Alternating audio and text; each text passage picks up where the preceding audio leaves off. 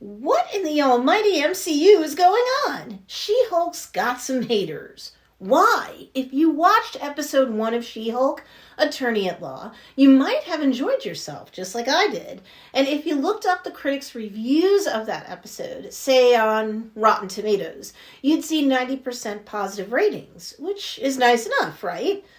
But if you otherwise check out the audience scoring or rating of the female-directed, produced, and female-run show, it has a 77% rating on Rotten Tomatoes. And even worse, on other platforms like IMDb, it's apparently being review-bombed with a deluge of single-star scores. And if you're like me, you might be seriously surprised to see this. Does the She-Hulk series just stink that badly? Or is it better than you think at first blush if you were to see the reviews and haven't seen the episode itself yet? Is She-Hulk getting a lot of unfair backlash because it's a female-led production? Or should you make like Public Enemy and don't believe the hype? In this case, the bad hype. Well, we're going to talk about all of that right now. Welcome back to the Mama Saga, where this Marvel-loving mama is a mother and lawyer by day, but breaks down comic book sagas, movies, and shows like She-Hulk by night. Make sure you subscribe to this channel because we're going to do after-party live streams following each episode of She-Hulk, Attorney at Law on the days that they drop. So, spoiler alert, of course, if you haven't seen the first episode of She-Hulk, Attorney at Law yet, we'll discuss some things about it, some plot points a bit, so be forewarned, okay?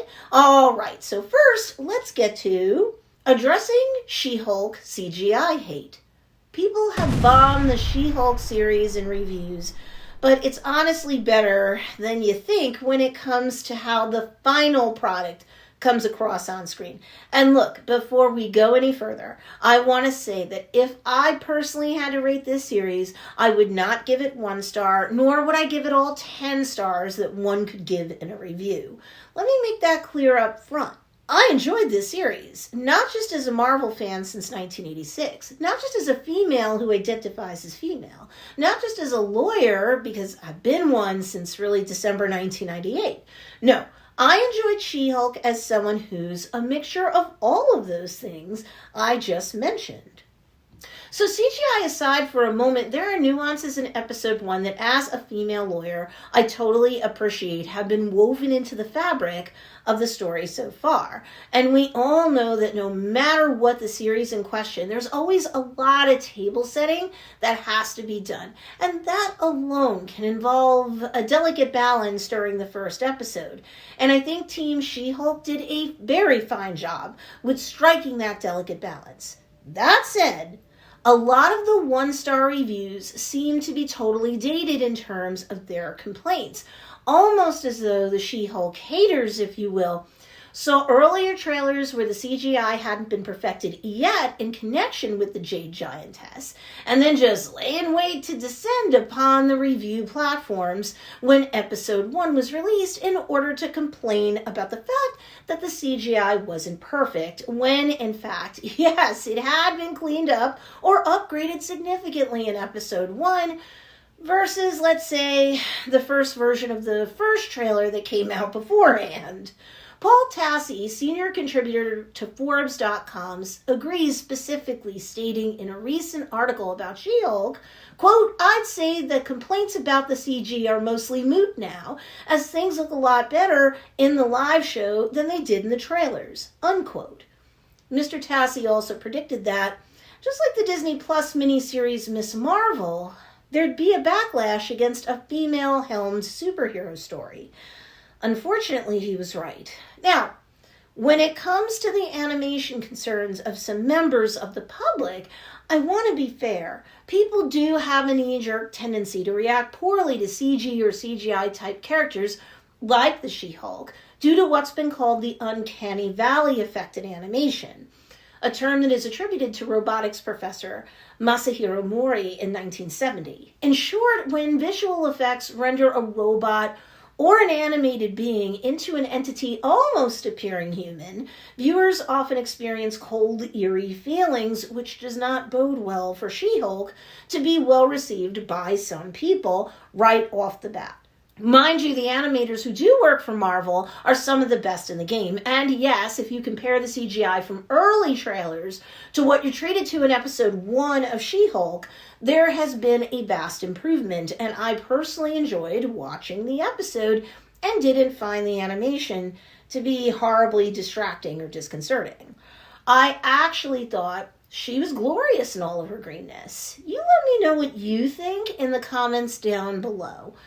Remember, at best, we're all entitled to our own opinions, and at worst, we'll just agree to disagree, okay?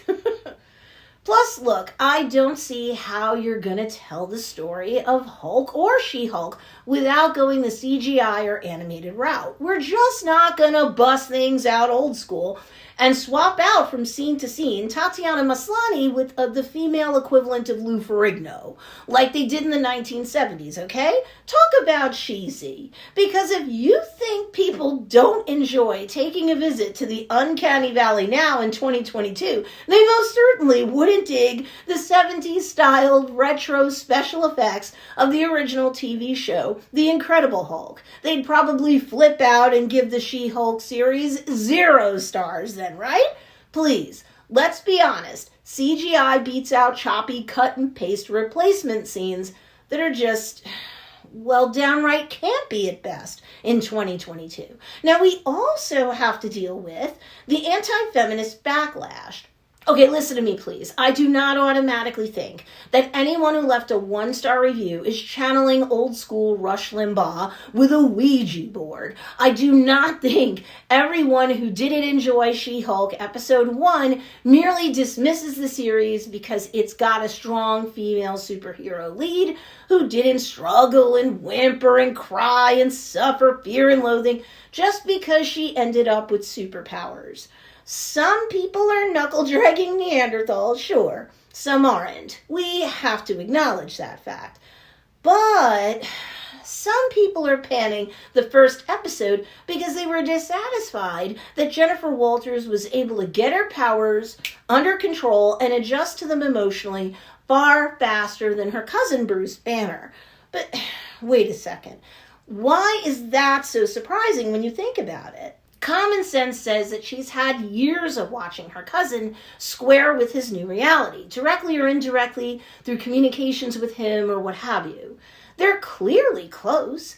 They've clearly communicated with one another numerous times before. He called her family the morning after he'd taken her to Mexico to reassure them that everything was okay and was very smooth about having done it. Why?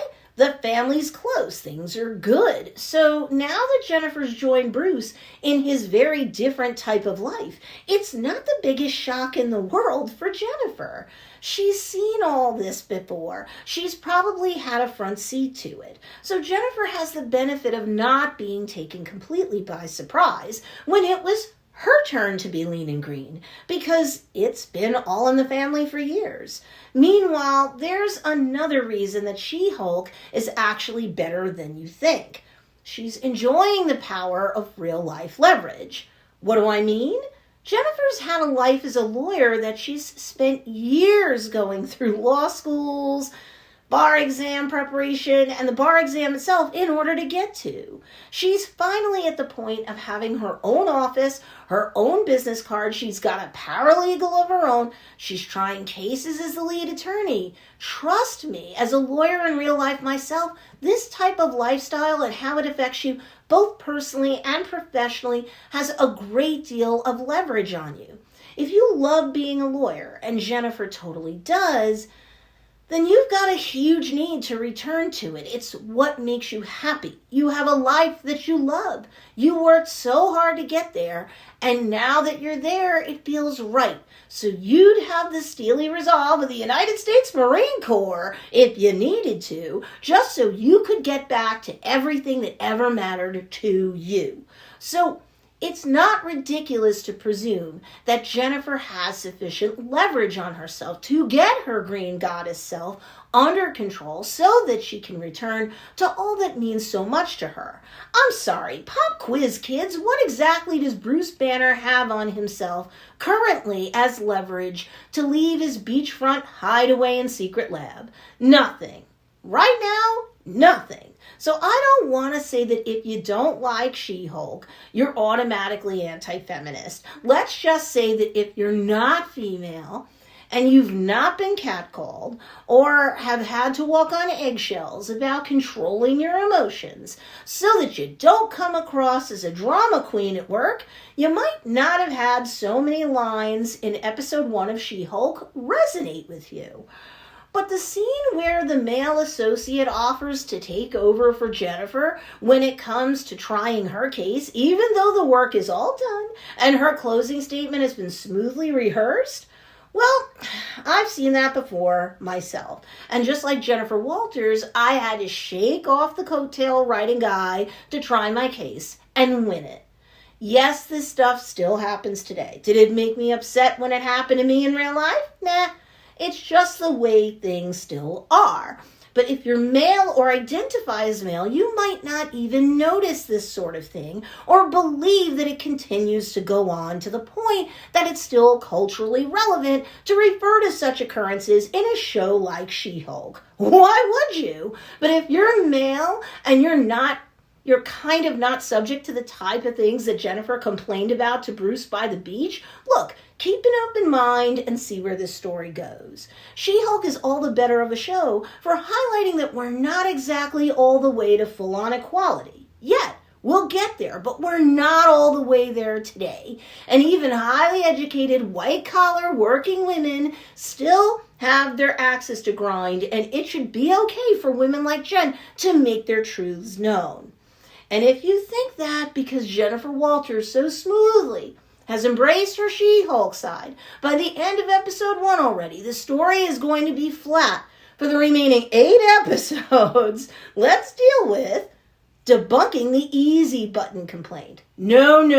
The writers of She-Hulk Attorney at Law did not hit the proverbial easy button for Jennifer Walters in terms of her storytelling. First of all, I do think that there's an alter ego tucked away inside of her, and when sufficiently pushed, we'll see Jennifer downshift, perhaps unwillingly, into savage She-Hulk mode. So slow your roll if you're all concerned about there being no challenge in this series. It's there. Marvel Studios would not have greenlit the series, pun intended, if it was going to be 9 episodes of She-Hulk empowerment and nothing but net every time she took a shot, both personally and professionally. We're getting ourselves the chaos and destruction that's savage She-Hulk. Mark my words. Further to that end, Alex Abad-Santos of Vox recently assures us, in connection with She-Hulk Attorney at Law, after watching the first 4 episodes of it because of early access, quote, Jen wrestling with her sense of self and sorting which parts are the real her isn't tidy. Unquote. Well, of course it's not going to be tidy. The series of She-Hulk Attorney at Law holistically is not going to be a tidy ride. There will most definitely be some interesting storytelling going on. You just have to be patient. This was only the first episode after all. Sure, this is being billed as a legal comedy, but for humor to land, it often has to rise from negative situations. Peter McGraw, PhD and co-author of the book, The Humor Code, A Global Search for What Makes Things Funny, has said, quote, the things that are bad in our life can also be good fodder for comedy. The act of making jokes is about transforming these violations into something that is laugh-worthy. It allows us the opportunity to see situations differently, unquote. Jennifer Walters is most definitely not going to have things easy. She's suffered violations in her life as a woman in today's world. She's had bad things happen to her. But because of all that she's gone through, she will see things differently, and we as the audience watching this show will see them differently too. And we'll probably laugh if we let our guard down enough to enjoy the lampooning of the good, the bad, and the ugly. Jennifer's going to have to decide who she really is and how she shows up, both personally and professionally. She's going to have messy moments as she navigates her dating life as a Jolly Green Giantess. She's going to have to readjust to life as a lawyer in the courtroom while balancing it with her superhero life outside the courtroom. Anyone who's had to reinvent themselves, rediscover themselves, and gain confidence while doing so will tell you there's a great deal of challenge and triumph experienced along the way. As Abad Santos of Vogue's writes, quote, "It seems clear the show wants us to understand that power isn't just great responsibility, it's also great privilege. There's a distinction there. One is about recognizing what you owe other people. The other is about recognizing what we owe ourselves. And the joy of She-Hulk is that Jen, I think, sees both." Unquote. I couldn't agree more. I think that She-Hulk is better than you think because it's not the typical struggle with superpowers kind of story. It's about transcending the challenges a professional woman may have in the world while becoming more of herself in a bigger, stronger way. Give this show a chance. I think you'll be glad you did. Anyway, you can follow me on Instagram and TikTok and subscribe to the Mama Saga for more comic book saga breakdowns. Thanks for watching. See you next time.